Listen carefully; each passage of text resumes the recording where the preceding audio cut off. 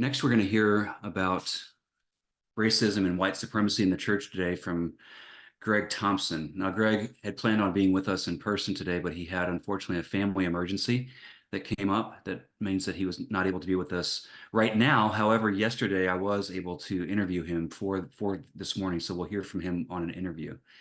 Greg Thompson is a lot of things. You might know him from his book that he co-authored with Duke Kwon, Reparations, A Christian Call to Repentance and Repair. He's got a new one coming out soon called Blood from the Ground, Racial Healing and Public Memory. Well, good morning, Greg. Hey, man. How's it going? It's going well. Thank you so much for taking the time to talk to us this morning. In light of all that's going on with your life, we really appreciate that. Of course. I'm just sorry I couldn't be here with everybody real time. No, well, we understand. Well, this conference about the church, Do You Want to Be Well, is exploring the interwoven themes of racism and nationalism and patriarchy in the white evangelical church from its beginnings and even expressing itself now. Why do you think it's important to have this conversation and have it now? Well, I love the topic, which is why I agreed to be a part of this and why I want to do this now. And I might say that in another iteration, I think it would be worth adding, like considering capitalism and like with the way the market and economics functions in this whole thing. But I think for a couple of reasons. One is because there's a lot of confusion about what these terms mean. These terms, these are like lizard brain terms. So they like, meaning that's what they evoke in us. And so as soon as we hear them, like something happens in us at a very like primitive kind of level. And so I think there's lots of confusion and instinctive resistance to this kind of language, white supremacy, patriarchy, nationalism, these kind of things. And I think there's resistance, there's confusion. And I think that this can help bring clarity to people who want to understand these things and the way that they function in their own lives and their communities. But also not just because there's confusion, but because there's sickness around these things. Like, this is not just an intellectual question. It's important to understand that each of these things has like several dimensions to it. Like, I'll take white supremacy, but all of these, this is true for all of these. It's a moral imagination, meaning it's a way of like understanding the world on the one hand.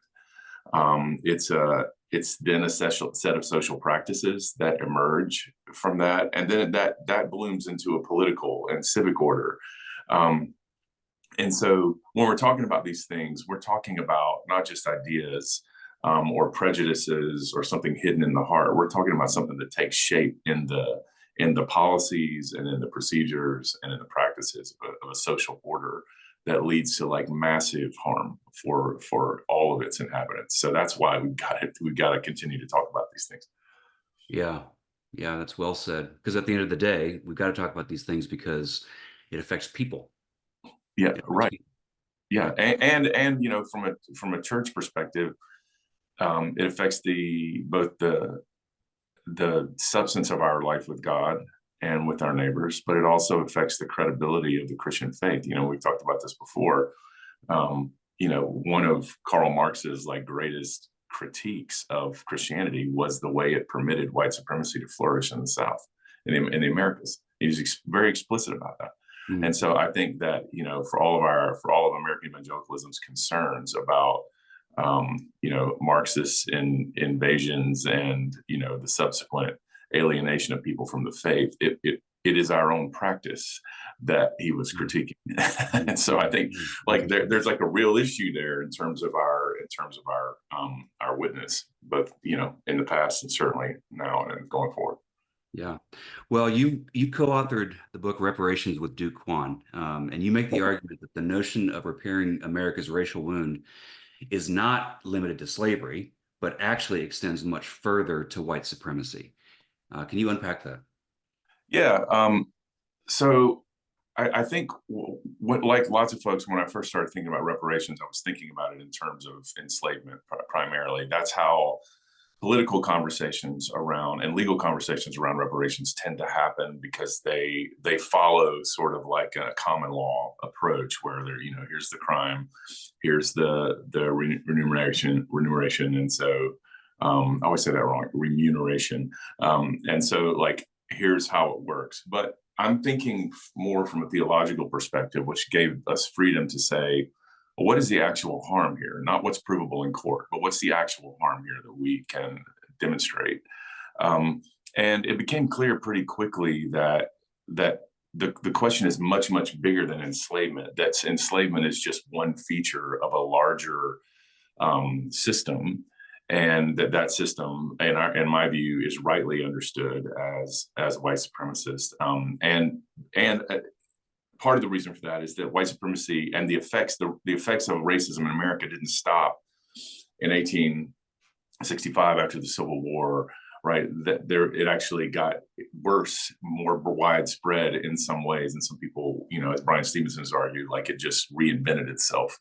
And so I think that part of the moral work, the theological work, is to draw the attention of the church to white supremacy more broadly. I don't know if it would be helpful at this point, Bill, to say like what I mean when we're talking about white supremacy. Sure. Yeah. So, white supremacy is basically is predicated on this distinction between human beings that is putatively biological, right? So it begins with like these biological distinctions that are allegedly fixed. It then goes to like a moral distinction, like they're not only are black people different than white people, they're less than in terms of their like intellectual capacities, their moral lives, things like that. And then that begins to have social and political consequences. And because those two prior things, the biological and the moral, serve as a justification for all kinds of manners of political exclusion. And anybody that studies genocide or any other sort of social harm knows that what you need to do in order to bring political and social harm to another person is to make them a non-person. And so what white supremacy is really a social order that's predicated upon a hierarchy, where the top of that hierarchy is characterized as white, which is made up, and black is at the bottom, and there are all these other things in between. And that as a way of being, it's original to the United States.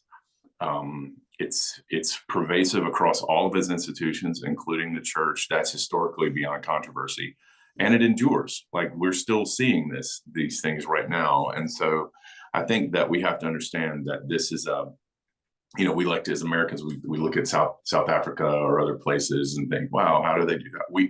We have a social system of intellectual, moral, physical, political kind of apartheid that has happened, and that we're dealing with its consequences right now. And we're looking at people seeking to, in many ways, trying to reestablish it.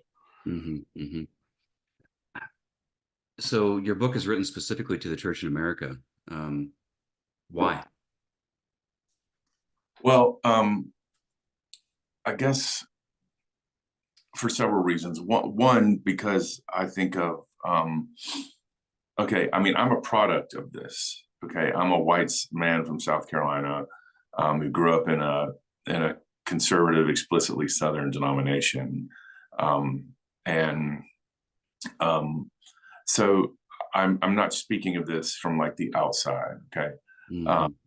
I'm speaking of this from the perspective, as I said, I think I said to you one time, from the perspective of the thief on the cross. Like the book is written from that perspective.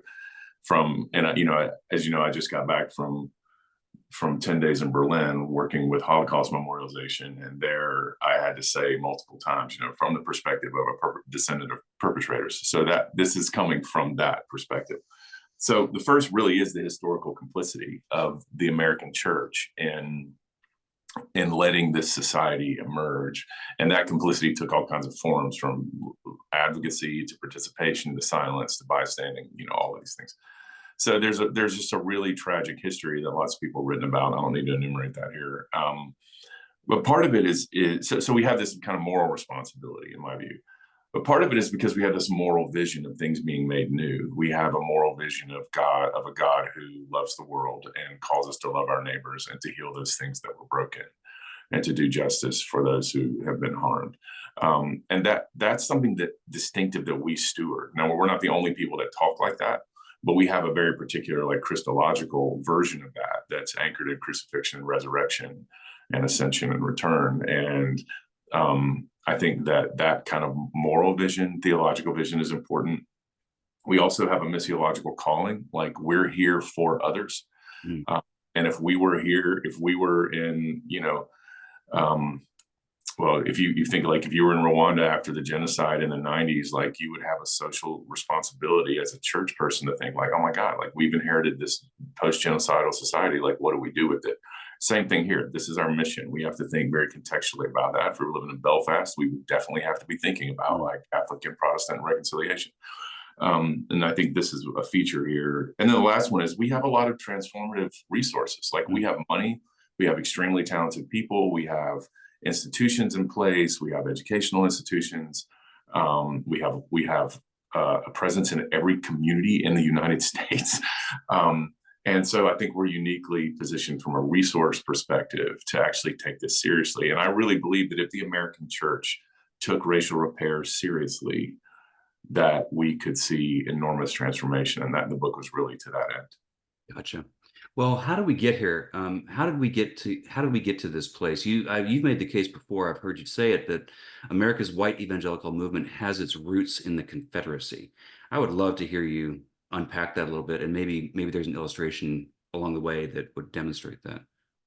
Yeah, yeah. So I guess I just first like a general point. I think that every institution in the United States, not just white evangelicalism, but every institution in the United States has been impacted by the nature of the case, by the presence of white supremacy, by patriarchy, by a perverse form of exceptionalist nationalism, and by an addiction to free markets, to like unbridled market access. And so every institution it has been formed by this, is bearing witness to it. And that's, if you look at the design of our neighborhoods, to the design of our memorials, who we memorialize in the United States, to the structure of our lending laws, all of these things, to the ownership of our corporations, this is not difficult to see.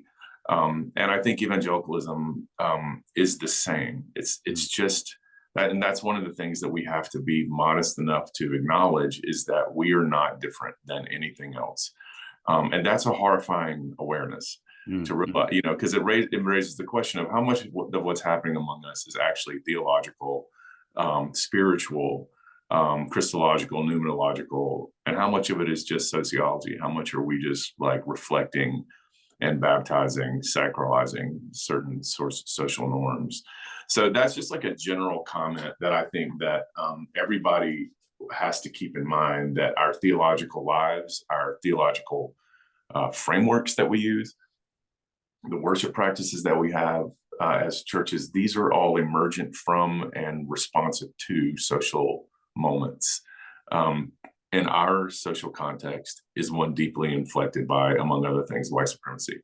So that's just a general point. The second point is I want to be clear that I don't think that it's just evangelicalism that emerged out of the Confederacy. I think the Confederacy lost the military war and won the cultural war. And so I think our political parties are also reflecting movement out of the Confederacy. I think a lot of our educational system continues to be reflective of impulses of the Confederacy. I think the way that we do constitutional law in the United States is reflected by this. So it's not just that evangelicalism equals Klan. Like that's what people could hear. That's not what I'm saying. I'm saying that lots of our institutions have been and continue to be formed by what are essentially Confederate instincts. And that's why, you hear the phrase, the South lost the military war and won the cultural war, which I believe to be true.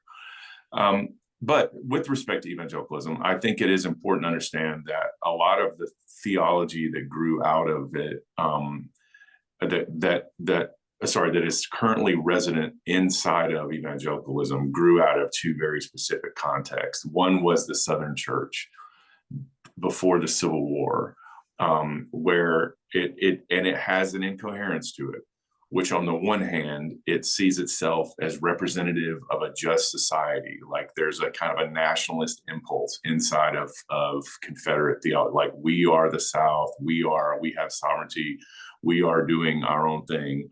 And then on the other hand, there's we don't talk about social and political matters because that makes the gospel impure. And you see that in evangelical institutions now on the face of it, those are mutually incoherent statements, right? So you've got people arguing for Christian nationalism and at the same time saying we don't talk about political matters. And that can be really explicitly drawn to our need to not talk about slavery and racism in the United States. That seems to be really the only thing that we're not willing to talk about politically.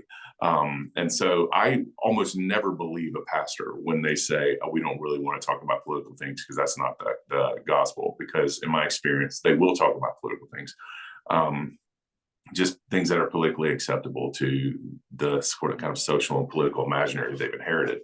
And so I think that was very strong, and that's explicit. That the language of it was the spirituality of the church, as you know, and that was language that was used, and that doctrine was really picked up again during like Jim Crow, and it also was picked up during the civil rights movement. I mean, in the civil rights movement, you have the same Christian ministers saying that we want to be a Christian nation, we need to defend ourselves against a Marxist invasion, and those same people saying we're not getting involved in like school integration because that's not what the gospel is for.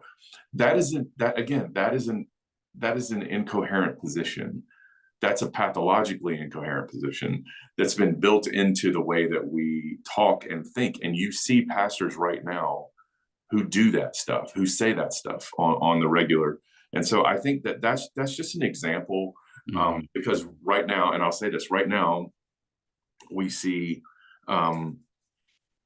this going on where pastors are largely silent, can be very silent about things. So I think one of the clearest indications of our captivity to the kind of spirituality of the church mindset, which I think is a mindset more than a cultivated theology, is our silence in the face of like enormous harm. It's not normal, and it is very obvious.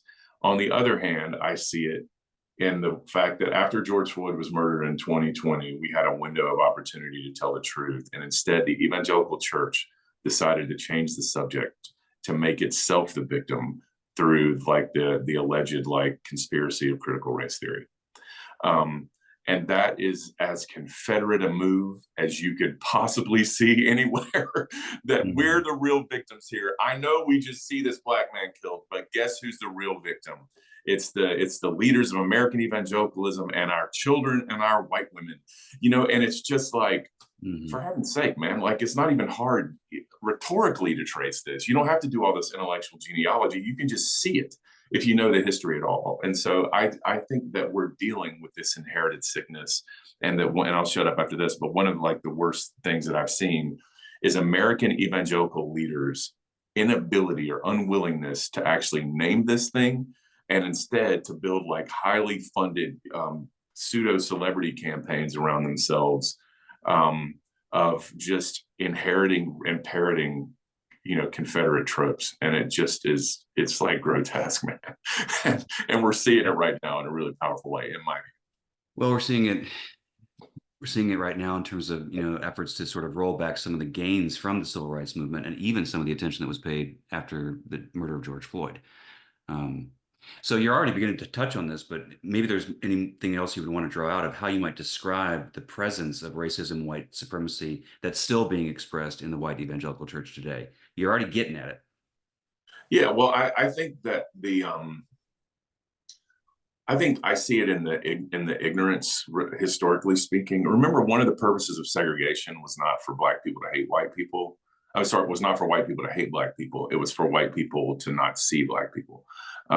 It was determined deliberately for us not to see what we were doing. I mean, that's one of the distinctly pathological features of American slavery, especially Jeffersonian slavery, where the goal is to make it invisible.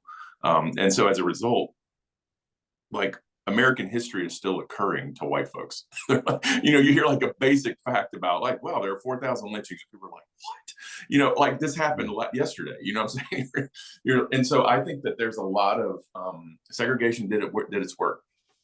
And so you see the segregation of the mind continuing. And so people just don't know. I think you see a deep tendency towards silence, which again I lay firmly at the feet of America's court theologians, who are just modeling for their congregations what it means to not be present in the world in these regards. And so I think you see a lot of silence. I think you also see a victim mentality, like we're the ones that are at harm. People are going to hurt our kids. People are going to do these things to us. I don't recognize that as a Christian impulse. I don't know what that is, but it ain't Christian. And so I think you see it there. And then, of course, I think in terms of our political practice, that like profoundly selective concern we have about life, about the well-being of our neighbors. You know, you've heard people say like evangelicals really want children to thrive in the womb, and then after that, you're on your own, man. And so I think that's kind of these are evidently contradictory things. That doesn't mean people are stupid. It doesn't mean they're like morally corrupt. It just means that we've inherited a profoundly deformed moral imagination, and that the kind of political and social consequences that follow from that are the same ones that have always followed from it. Right, right. Well, we only have another minute left. I'm wondering if you just where are you seeing hope right now in this space? Well, I mean, I think, you know, when we wrote the reparations book, it was kind of a those who have ears to hear sort of book.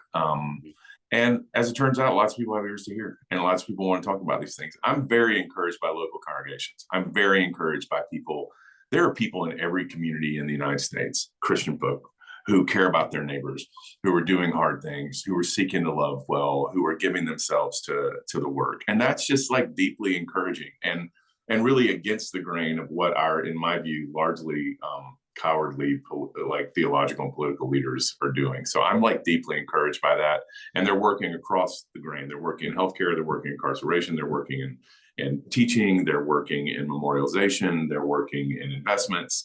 So I think the church is beautiful and is alive, and is thriving as it did, you know, as it has throughout history, really in spite of its leadership. And that's a testament to the presence of the risen Christ among us. Amen. Well, thank you, Greg, so much for the work that you do, that you've done, for what you write, what you think, how you lead. And thank you so much for being a part of this conference today. Yeah, you're welcome. Thank you. All right, God bless you. Peace.